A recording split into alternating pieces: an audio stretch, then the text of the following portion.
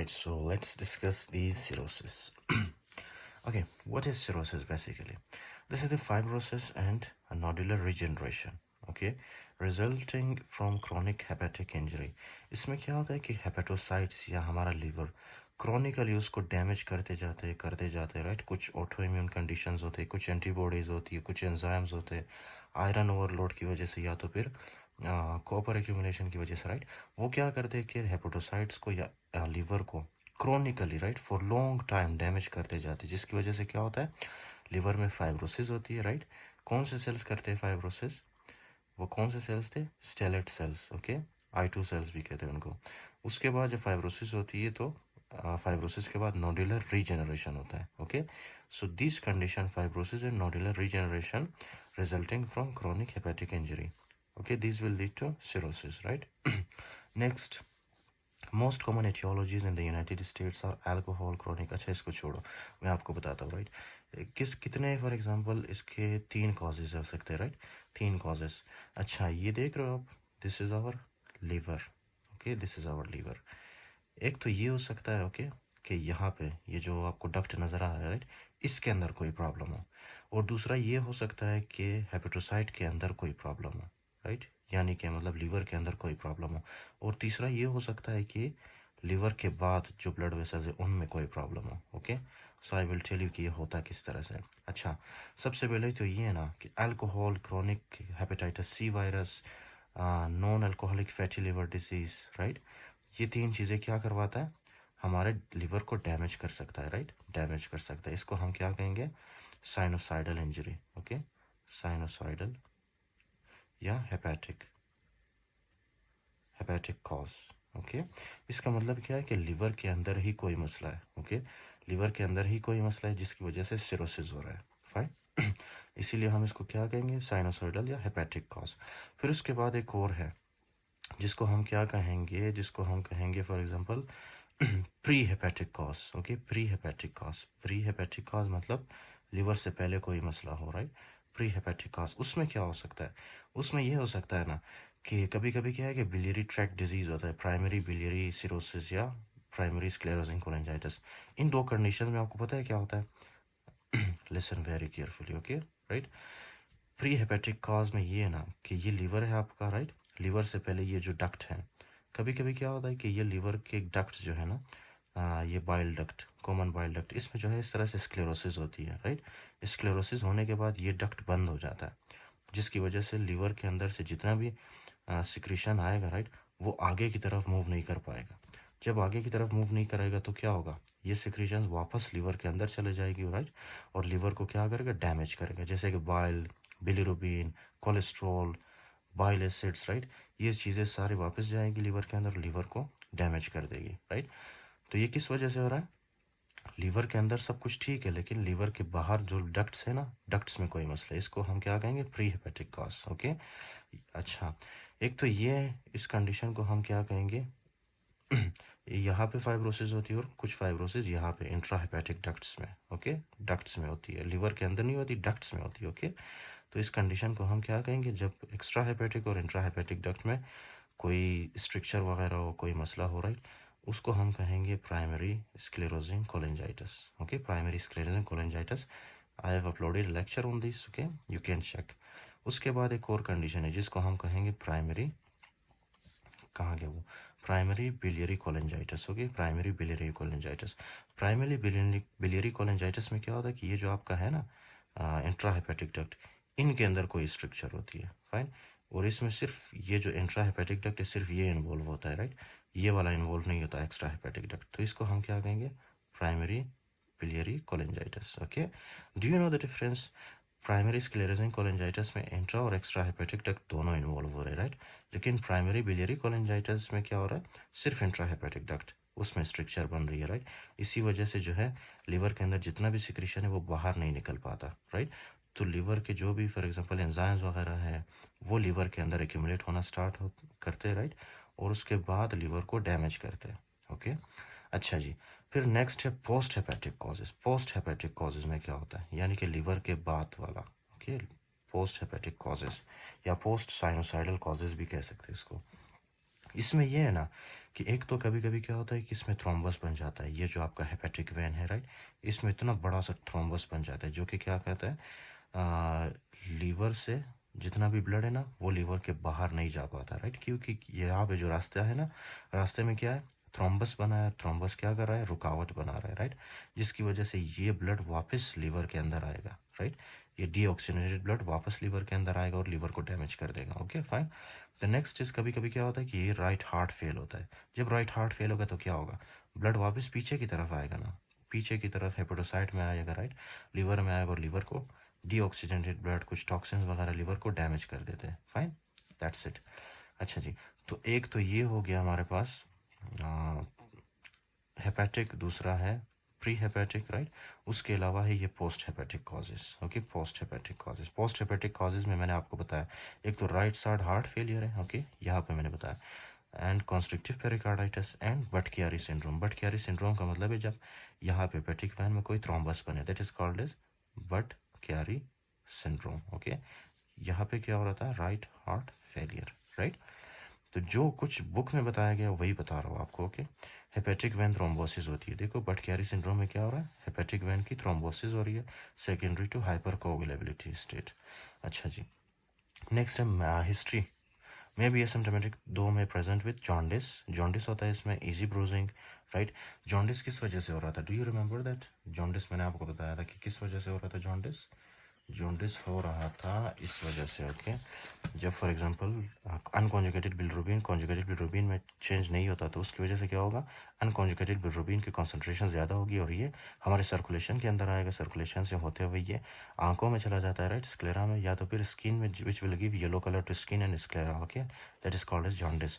Next is easy bruising. Easy bruising क्यों क्यों हो रहा था, नॉर्मली ये हमारे पास जो है लिवर क्या प्रोड्यूस कर रहा था, थ्रोम्बोपोइटिन एंड क्लोटिंग फैक्टर्स। जब इनकी ये लिवर डैमेज होगा तो ये थ्रोम्बोपोइटिन और क्लोटिंग फैक्टर्स रिलीज नहीं होंगे, जिसकी वजह से प्लेटलेट की डेफिशिएंसी होगी और ब्लीडिंग टेंडेंसी ज़्यादा होगी। और ब्लीडिंग कहाँ कहाँ से होती है, इंट्रासेरेब्रल हेमोरेज ब्रेन से, नाक से, या तो फिर जीआई ब्लीडिंग। ओके, इसी तरह जो है जब प्लेटलेट्स कम होगी तो पिटिकिया और परपरा के चांसेस भी ज़्यादा होंगे राइट, स्किन पे उसके बाद है कोगुलोपैथी। कोगुलोपैथी तो हो गई right, and complications of portal hypertension.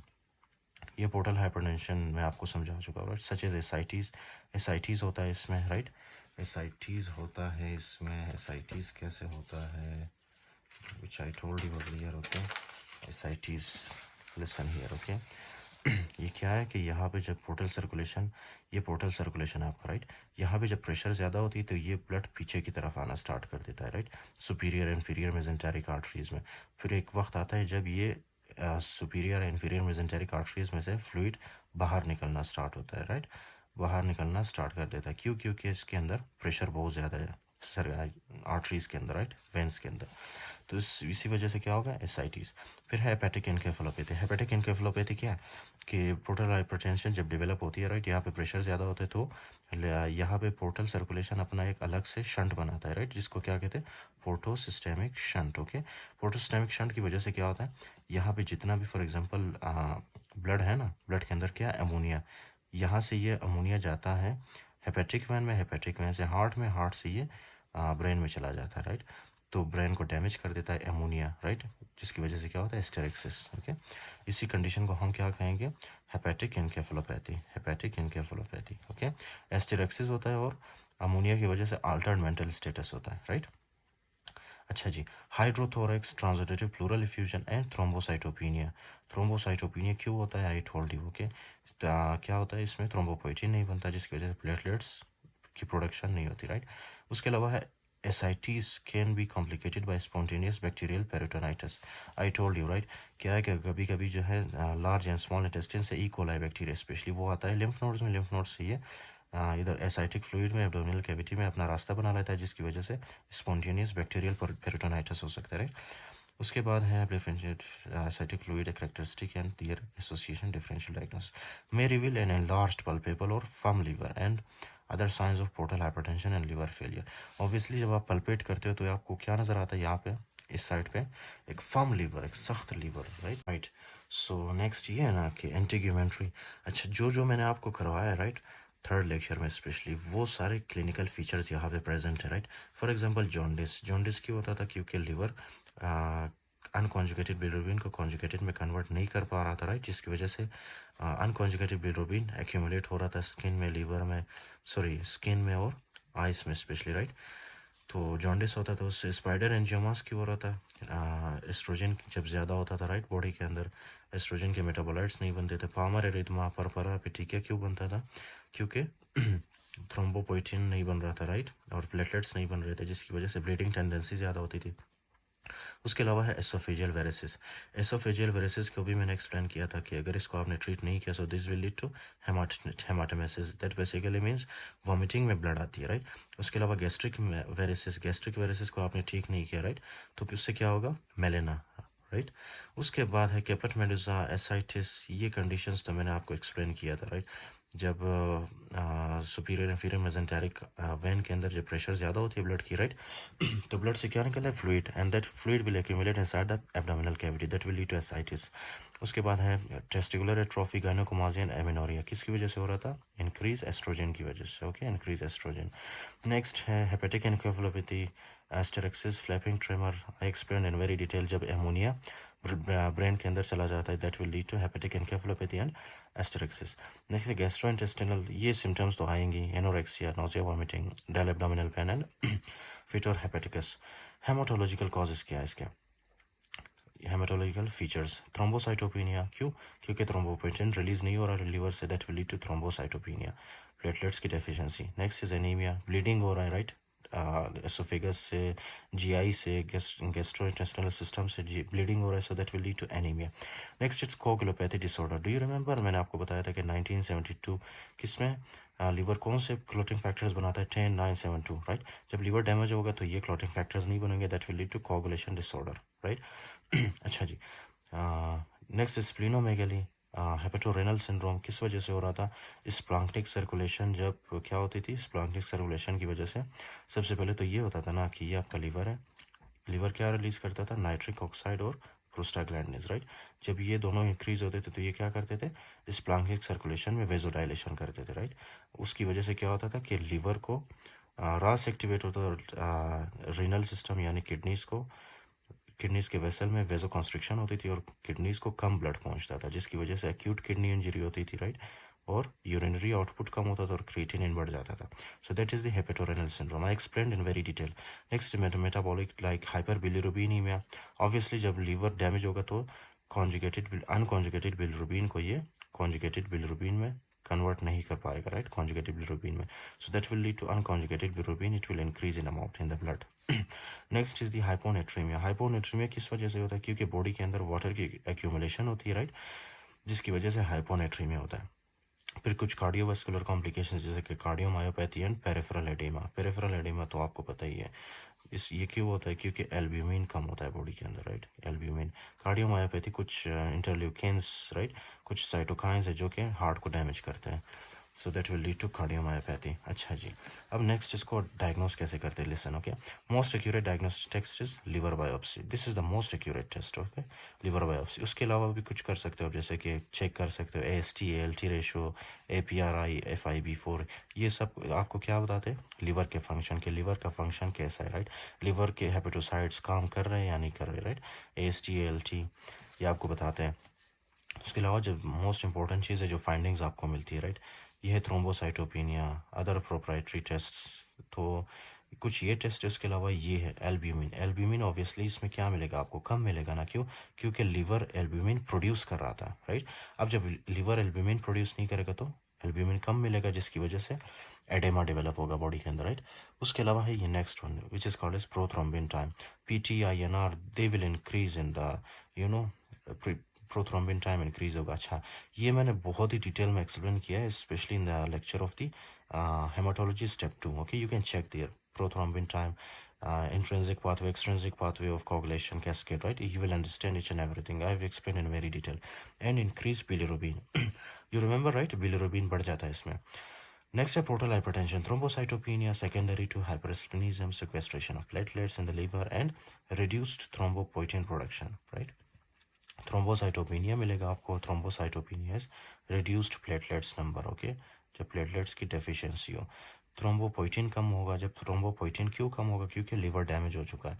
So thrombopoietin release नहीं होगा। थ्रोम्बोपोइटिन जब रिलीज़ नहीं होगा सो प्लेटलेट्स नहीं बनेंगे। ओके, नए नए। Next is varices. वेरिसेस क्यों होता था? राइट, वेरिसेस इसलिए होता था क्योंकि एसोफिगल वेसल्स में प्रेशर ज़्यादा हो रही थी। अगर इसको हमने ट्रीट नहीं किया so varices will lead to oesophageal bleeding, okay, या अपर जीआई ब्लीडिंग। उसके बाद एसाइटिस। एसाइटिस यानी एब्डोमिनल कैविटी के अंदर फ्लूइड की एक्यूमुलेशन होती थी।